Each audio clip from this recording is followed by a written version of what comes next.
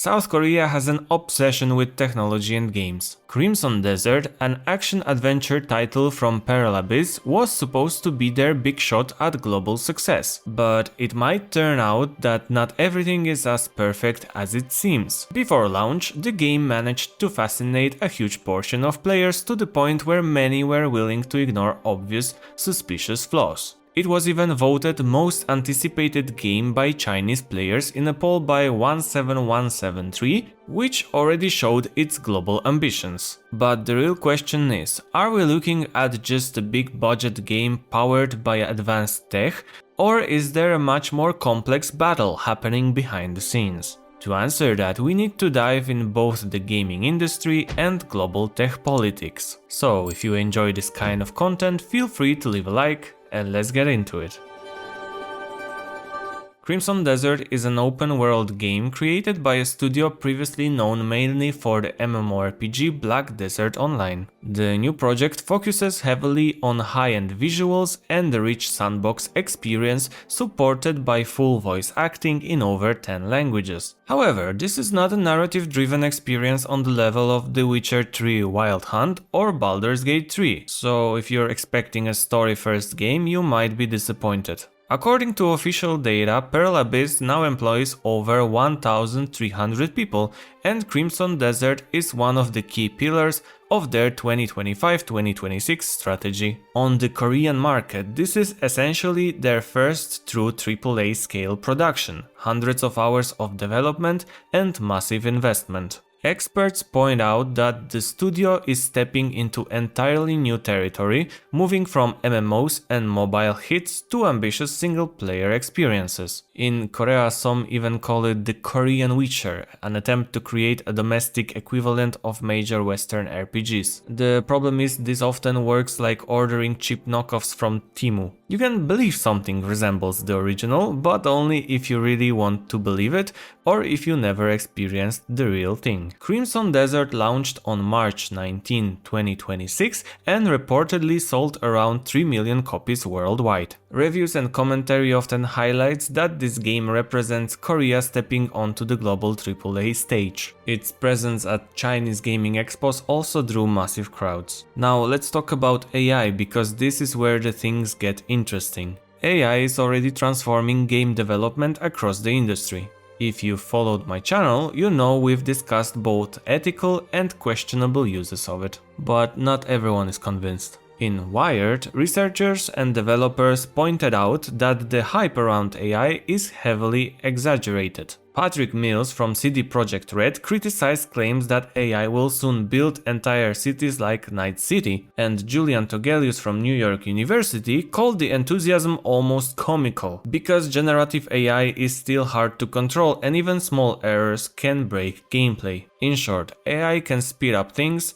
but it still requires strong human oversight. That said, the efficiency gains are undeniable. Hyung-Tae Kim argued that in countries like the US or China, thousands of people work on a single project, while in Korea, it's often just hundreds. In his view, AI is the only way to scale production. He even claimed that with AI, one person can do the work of 100. This mindset is echoed by executives like Junhoon Lee, who argued that every developer must assume AI is already being used, because it's a matter of survival. At the same time, over 50% of developers surveyed at GDC believe generative AI is a threat to the industry. That raises serious concerns about quality and jobs. And yet, Pearl Abyss, despite having over 1,300 employees, still end up in controversy over AI usage in Crimson Desert. They explained it as accidental inclusion of placeholder assets, so basically they played Expedition 33 card,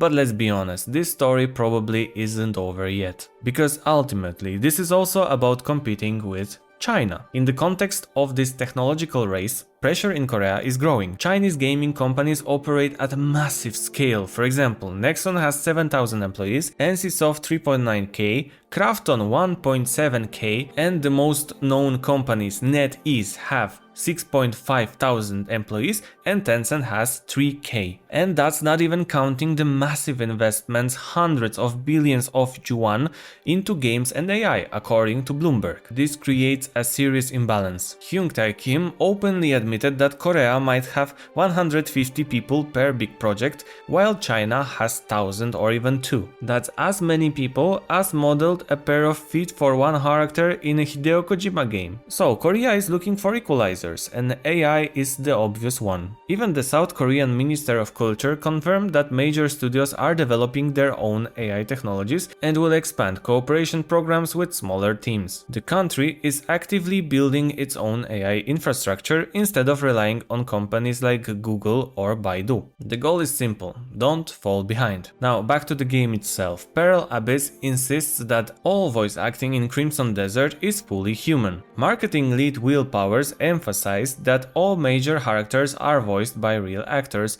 across 13 localized versions. So, at least officially, there is no generative AI in voice acting. But what about everything else? The community suspects AI may have been used behind the scenes for asset generation, optimization, or background content. The game runs on Blackspace Engine and supports DLSS 4.5 and FSR 3.1, both of which rely on AI-based upscaling. And then came the real issue. Players discovered AI-generated images inside the game. Pearl Abyss apologized, claiming these were leftover early assets that were supposed to be replaced, similar to what happened with Expedition 33. But there was more than one case, and players immediately started digging for more. Because unlike Expedition 33, which is stylistically consistent, Crimson Desert feels like it's trying to do everything at once. And that's where the criticism hits hardest. It often feels like a collage of ideas taken from everywhere: The Witcher 3, Far Cry, Assassin's Creed,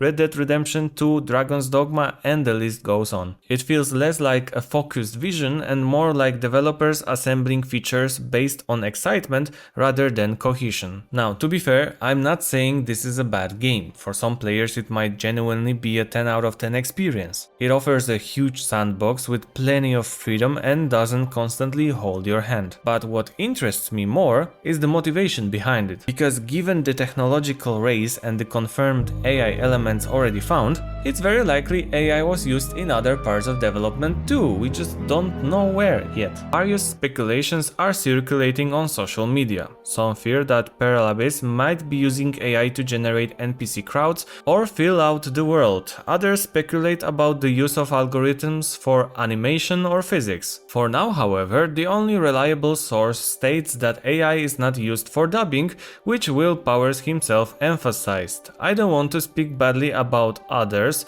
Arc Riders wink wink, but in our case every word for the main character was recorded by humans. At the same time, we cannot find any statements from the developers confirming or denying the use of generative writing or scripts. On the other hand, it can be said that the very presence of DLSS 4.5 indicates the use of advanced solutions, once again in rather technologically poor way, because many graphical issues in the game are solved simply by switching from the latest technology to DLSS 4.0. If Koreans do not accelerate AI implementation, they may fall behind in the race. Chinese studios have thousands of developers, and if one burns out, they simply replace him with another. After all, it's China. On the other hand, the mass introduction of AI also creates problems. We have already seen that some players and developers are distrustful. Even the success of Arc Raiders was overshadowed by a wave of criticism when it was revealed that some NPC dialogue had been generated artificially. Developers expressed similar concerns. Excessive reliance on algorithms may lead to a decline in artistic quality. Fragments of strange graphics or inaccurate animations, as mentioned by Wired, show that AI is not without issues. In the industry, opinions are emerging that caution is necessary. For example, the creator of Garry's Mod warns that relying too heavily on AI takes away programmers' creative skills. In other words, you lose your ability to imagine. After all, scientific studies prove that by using AI you become more stupid, and that's a fact. The risk also concerns social issues. The mass implementation of AI will create tensions among game studio employees. Although Hyung-tae Kim promises that we won't lose jobs because of this, since both people and AI will be needed, some developers still fear layoffs. We are already seeing protests from artists in the US and Japan who oppose the automation of their work. Even creating a hit does not guarantee safety, as Epic Games has just laid off over 1,000 employees, practically the same number that worked on Crimson Desert. Crimson Desert is therefore meant to be a manifesto of entering the highest level of quality, and this is happening in a world where rivals from China have already achieved several impressive successes. Chinese games in recent years have shown that China can do AAA. An example is Black Myth Wukong, a production by Game Science, which, despite a relatively modest budget, received Game of the Year nominations. Now some voices claim that Crimson Desert might appear in GOTY nominations this year, right next to Grand Theft Auto 6. The only question is whether the following example of Expedition 33, it will not be removed from some awards due to use of AI. Time will tell. To sum up, Crimson Desert very clearly shows the tense relationship between South Korea and China, with an obsession to catch up with, and even surpass, their technological rival. Despite the fact that Pearl Abyss emphasizes traditional methods and the highest quality, they cannot avoid accusations of using generative AI because it's a fact. However, this is not the result of laziness, but it's a result of ambition, an attempt to fill the technological gap with generated content. Developers in Korea face only two challenges: not falling behind and maintaining community acceptance. If Korea will give up on AI, it loses competitiveness against Chinese game factories, which are already producing massive projects using generative technology. On the other hand, mass AI adoption might trigger protests from artists and resistance from players. Therefore, any changes must be transparent and ethical, or so well hidden that they do not create unwanted controversy like the one we are seeing right now. Crimson Desert is therefore kind of bridge. The game itself focuses on human acting and large-scale production, but its creation is directly tied to an environment dominated by terms like AI and super innovation. Is that an obsession? Well, it's hard to call it that when you're running in a race against China, a country that will accept any sacrifice and any form of doping just to cross the finish line first, even if it means suffocating their opponents along the way. Crimson Desert may only be the beginning of a new era of Korean game development, more intense, more intertwined with technology, and full of ambitious ideas. One thing is certain, this game is not a closed story from the past, but rather a preview of a future where the boundaries between entertainment and technological competition become increasingly blurred. I leave the final judgment to each of you, both about the game and about this video, so feel free to leave a like. Thanks for watching and I'll see you in the next one. Take care.